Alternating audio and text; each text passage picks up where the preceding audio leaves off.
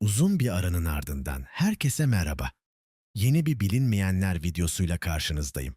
Bu seride başka filmler için de videolar gelecek. Merak ettiğiniz bir film varsa yorumlara yazabilirsiniz. A war, a man, a trick.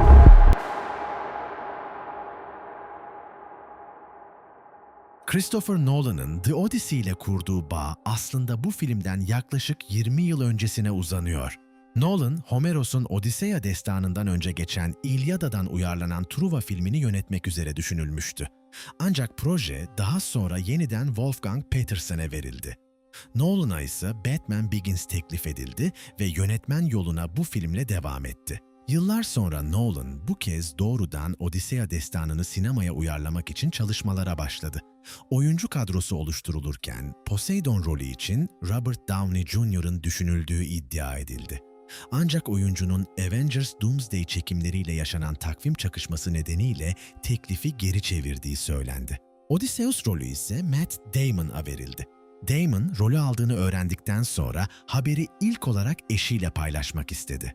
Hemen eşini aradı ancak eşi meşgul olduğu için telefona cevap vermedi. Bunun üzerine Ben Affleck'le yaklaşık 30 dakika boyunca konuştu. Telefonu kapattığında eşinden "Neden önce bana söylemedin?" mesajını aldı. Çünkü Affleck, Damon'ın eşiyle aynı ofisteydi ve haberi öğrenir öğrenmez onun yanına koşarak her şeyi anlatmıştı. Böylece Matt Damon'ın Odysseus rolüne seçildiğini öğrenen ilk kişi Ben Affleck oldu. Nolan, Odysseus'un sakalının çekimler sırasında rüzgara ve suya karşı doğal görünmesini istedi. Bu nedenle Damon'dan rol için gerçekten sakalını uzatmasını talep etti. Daha önce hayatında hiç tam sakal bırakmadığını söyleyen Damon, bu sürecin kendisi için beklediğinden biraz daha zor olduğunu belirtti. Damon yalnızca görünüşü için değil, Odysseus'un sesi için de özel bir hazırlık yaptı. Karakterin daha yaşlı duyulmasını sağlamak amacıyla karavanında sürekli bağırarak sesini zorladı.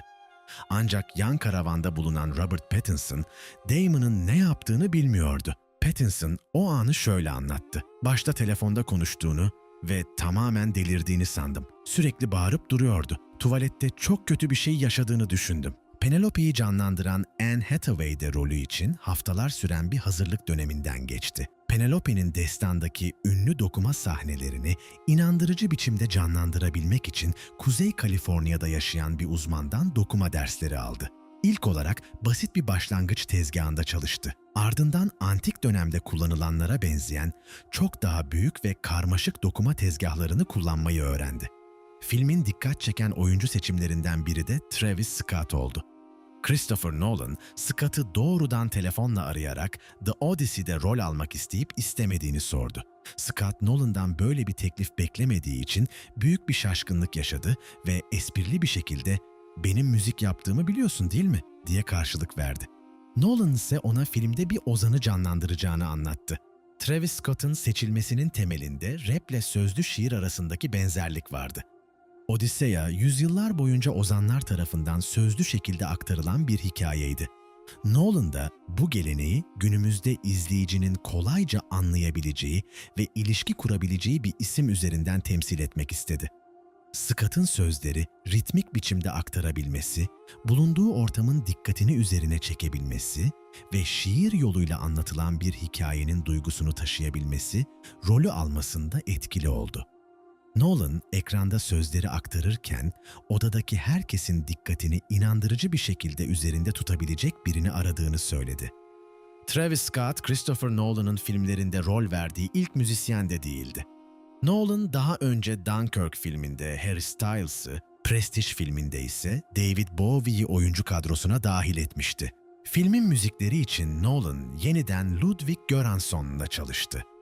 Nolan, Göransson'dan geleneksel orkestralardan ve benzer tarihi yapımlarda duymaya alıştığımız tanıdık seslerden uzak durmasını istedi.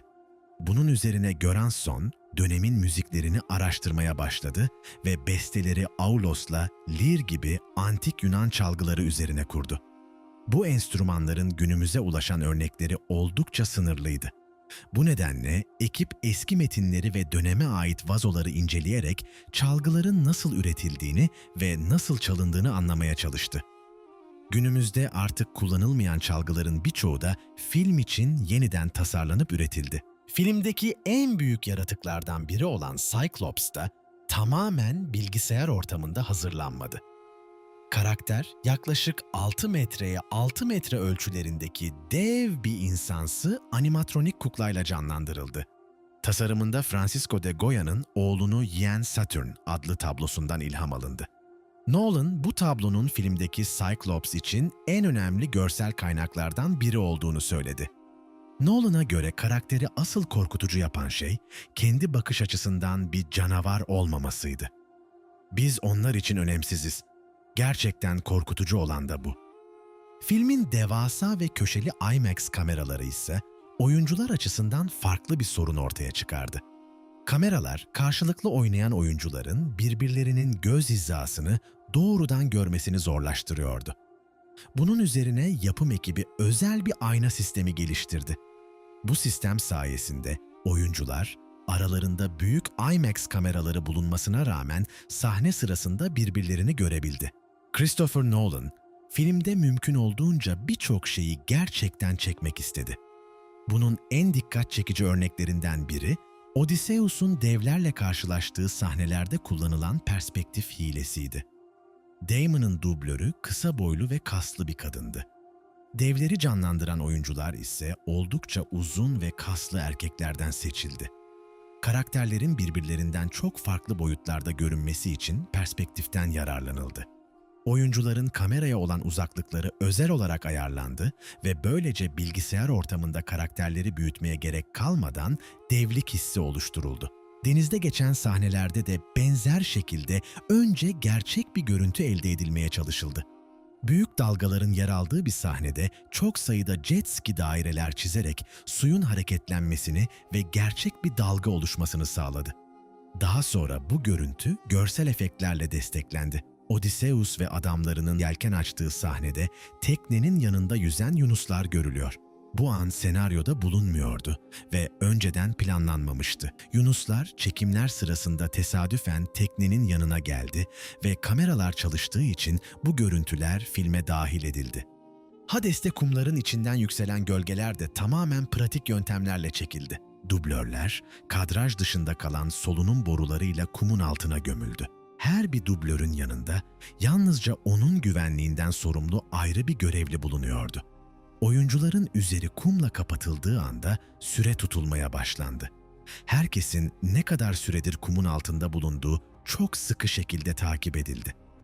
Kullanılan kumun miktarı da dublörlerin hem görüntüde tamamen gömülmesi hem de gerektiğinde kolayca dışarı çıkabilmesi için dikkatlice ayarlandı. Kirke'nin insanları domuza dönüştürdüğü sahnede bilgisayar efekti kullanılmadı. Oyuncuların yüzleri, kamera açıları ve animatronik kafalarla gerçekten dönüştürüldü. Samantha'nın elleriyle şekillendirdiği ve çenelerini ayırdığı bölümler de çekim sırasında fiziksel olarak gerçekleştirildi. Çekimlerin ilk haftalarında sıra filmin en büyük bölümlerinden biri olan Truva atı sahnesine geldi. Sahnede Odysseus ve aralarında Sparta kralı Menelaos'un da bulunduğu bir grup Yunan askeri dev ahşap atın içinde sessizce bekliyordu. Sahne gereği Truva atının bir bölümü suya batırılmıştı. Menelaos'u canlandıran Jon Bernthal ise oyuncular arasında en zor konumda kalan kişiydi. Bernthal sahne boyunca boynuna kadar suyun içinde durmak zorundaydı. Suyun çekimlerden önce ısıtılması planlanmıştı. Ancak Fas çölündeki çekimler başladığında suyun buz gibi olduğu fark edildi. Birkaç dakika içinde Bernthal kontrolsüz şekilde titremeye başladı. Setlerde oyunculara rahatlık sağlayan yöntemlerden uzak durmasıyla tanınan Christopher Nolan bile Bernthal'ın sudan çıkarılmasını önerdi. Bernthal ise Nolan'ın teklifini reddetti ve ona şöyle bağırdı: "Beni yıldıramazsın Chris. Beni kırmak için yapabileceğin hiçbir şey yok." Bernthal çekime devam etmekte ısrar edince Nolan da kameraları durdurmadı ve sahne çekilmeye devam edildi. Truva'da geçen başka bir sahnede ise oyuncuların önceden bilmediği büyük bir sürpriz hazırlandı. Matt Damon ve diğer oyuncular Truva kapılarının arkasında yaklaşık 750 askerin beklediğinden haberdar değildi.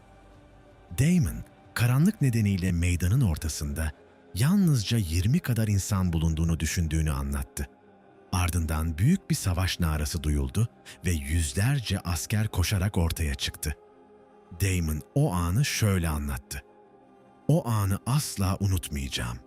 Ortalık çok karanlıktı ve beni meydanın ortasında yaklaşık 20 kişiyle duruyor gibi görünüyordu.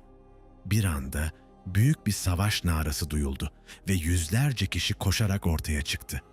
Film, Homeros'un Odiseya destanını temel alsa da hikayeye başka, antik eserlerden karakterler de dahil edildi. Elliot Page'in canlandırdığı Sinon karakteri, Homeros'un Odiseya destanında yer almıyor. Sinon esas olarak Vergilius'un Aeneis eserinde karşımıza çıkıyor. Filmin pazarlama sürecinde de sinema tarihinde bir ilk yaşandı. IMAX 70 mm gösterimlerinin biletleri, filmin vizyon tarihinden tam bir yıl önce 17 Temmuz 2025'te dünya çapında ön satışa çıktı. Böylece The Odyssey, biletleri bir yıl önceden satışa sunulan sinema tarihindeki ilk uzun metrajlı film oldu. Film bazı noktalarda eleştiri alsa da izleyicilerin büyük bölümü tarafından beğenildi. Bugün itibarıyla hem IMDb'de hem de Letterboxd'da oldukça yüksek puanlara sahip. IMDb'de 8,5 puanla en iyi 250 film listesinde 58. sırada yer aldı. Aynı zamanda The Dark Knight, Inception, Interstellar ve The Prestige filmlerinin ardından Nolan'ın en yüksek puan alan 5. filmi oldu. Letterboxd'da ise 4,4 puana ulaşarak en iyi 500 film listesinde 115. sıraya yerleşti. Nolan'ın filmleri arasında da The Dark Knight ve Interstellar'ın ardından en yüksek puana sahip 3. film konumuna geldi. Nolan, filmin tanıtım döneminde yapay zeka hakkında da dikkat çekici bir Truva atı benzetmesi yaptı. Nolan, yapay zekayı içinde ne olduğunu herkesin bildiği bir Truva atı olarak gördüğünü söyledi. Ona göre bu kez at ahşaptan değil camdan yapılmıştı ve herkes içinde neler bulunduğunu açıkça görebiliyordu. Nolan ayrıca daha önce bu kadar hızlı gelişen ve aynı zamanda toplum tarafından bu kadar güçlü şekilde reddedilen başka bir teknoloji görmediğini söyledi. Özellikle gençlerin yapay zekaya karşı son derece şüpheli yaklaştığını belirtti. Videoyu beğendiyseniz beğenmeyi unutmayın. Olumlu yorumlarınız motivasyonumuzu artırırken, olumsuz eleştirileriniz de eksiklerimizi fark etmemizi ve sizlere daha iyi içerikler hazırlamamızı sağlıyor. Ayrıca film hakkındaki düşüncelerinizi de merak ediyoruz. Bir sonraki filmde görüşmek üzere. Sevgiler. Öne geçti. Nasıl geçeceğiz şimdi? Yol bitti komutanım. Ne olacak şimdi buradan? Buradan geçeyim. Gel 120 kilometre olamaz, köprü çöktü. Nasıl geçeceksiniz buradan? Geçemeyiz. Yavrum. Ama yılana bak. Abi nereye geldik? Abi buradan. Bir dakika be. Hey, yanda köprü varmış ve buradan geçelim o zaman. Allah, ne uğraştırıyorsun bizi burada? Ne uğraştırıyorsun burada? Köprü var diyorsun bana ya. Bu kadar olmaz ya. Ne var?